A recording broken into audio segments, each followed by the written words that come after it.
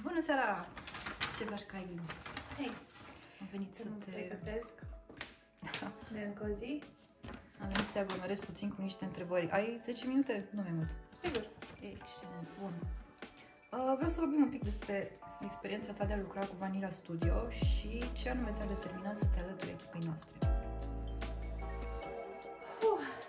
E o întrebare mai grea, sincer.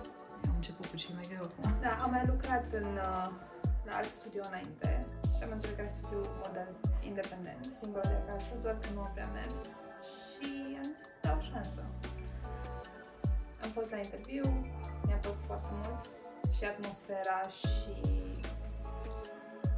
sinceritatea care am fost întâmpinată. Deci, da, și până acum și experiența a fost super ok. A doua întrebare. Ce anume crezi că distinge Vanilla Studio de alte studiouri de videochat? Sinceritatea. Faptul că nu ți se promite marea cu sarea. Sunt foarte, foarte sinceri de la început și ai mai mult ajutor aici. În orice problemă, oricând te caută o soluție. Că ai o zi mai proastă, pentru că toată lumea are, și vii aici și se observă că ai o zi mai proastă, se vorbește despre asta, te ascultă și încearcă pe cât posibil să te ducă starea bună. Cum te-a susținut Vanilla Studio în dezvoltarea ta profesională și personală? Deci pe două planuri, dacă poți să-mi spui. Păi, sunt ascultători, adică te ascultă. Dacă ai o problemă, căutăm soluții împreună. N-a fost niciodată să zic că am o problemă și să nu mă asculte sau să nu căutăm soluțiile împreună. Sunt mult mai activă, ceea ce contează foarte mult. Adică dacă ești ca și mine, genul de persoană care dacă stau cu mult în față, se pune ca sinea aici, la jos. Și pe plan profesional am crescut foarte frumos, adică o să zic că cele mai mari încasări le-am la Vanilla, pentru că pe celelalte studio nu am avut încasări pe le-am acum. Spune-ne cum ai descrie tu atmosfera și cultura de la Vanilla Studio, așa printre staff, printre modele, cum crezi că e dinamica? Să începem cu atmosfera. Atmosfera primește studiu cu notă 10 de la mine. De ce? Pentru că cum intri în studio ești întâmpinat cu ceea ce contează foarte mult. Și simpla propoziție când faci ceva bine, bravo, ține tot așa, contează foarte mult. Deci, practic, ca și atmosferă și ca și loc, eu nu consider Vanilla Studio un loc de muncă. Eu îl consider mai mult ca o familie. Managerul tata, trainerul mama, restul trainerilor sunt unchi, mătuși și celelalte modele surorile. Deci nu consider loc de muncă. Pe lângă faptul că eu nu mai vin la muncă din obligație, vin din plăcere. Și mai ales vii și în zile libere, cum am văzut.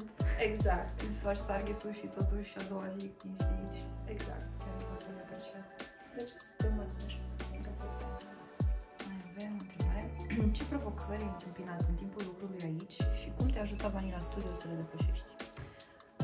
Păi, provocări. În momentul în care ești jos la pământ și e o zi mai proastă și nu strică, pentru că e ca în o bătărie. Pe aici ai zile în care ai clienți, ai zile în care nu ai zile în care faci tips, ai zile în care nu faci. Dar în momentul în care nu faci și ești la pământ, pentru că se întâmplă, să te gândești, ce-am făcut, ce nu fac bine. În momentul ăla m-a ajutat să mă ridic și să-mi dea încrederea în mine, că nu e ceva de la mine. Și să mă ajute să, efectiv, asta a fost cel mai mare challenge și mai ales când... Continuă. Hai că acum auzim și aparatul de cafea, deci facem și cafeaua proaspătă. Da. Mai ales în momentele în care dai de cineva foarte încăpățânat, de exemplu, eu, pe care, efectiv, dacă intru într-o stare greu, mă scos din aia, ei au reușit să mă scoată din starea aia. Tot timpul au fost acolo. Și oricând de căpățânată am fost și am zis nu. M-au putut să zic și un da. Deci pot să zic că se fost în mare parte provocările pe care eu le-am dat lor. Câteodată e greu să fac asta. Da, răbdarea pe care o au ei. Răbdarea pe care o au ei foarte de apreciat. Ce sfat ai avea pentru cineva care se gândește să devină model la Vanilla Studio? Care ar fi cuvintele care le-ai adresa unui potențial model? Păi, în primul și în primul rând, pregătește cu răbdare. Adică să vii cu răbdarea pregătită. Pentru că totul ține de cât de mult îți dorești să ajungi sus. Și cel mai important, ceea ce am observat-o eu aici, o diferență dintre aici și alte studiouri e competiția între modele. La Vanilla, singura competiție pe care o ai e competiția cu tine. Poți să fii mai bună.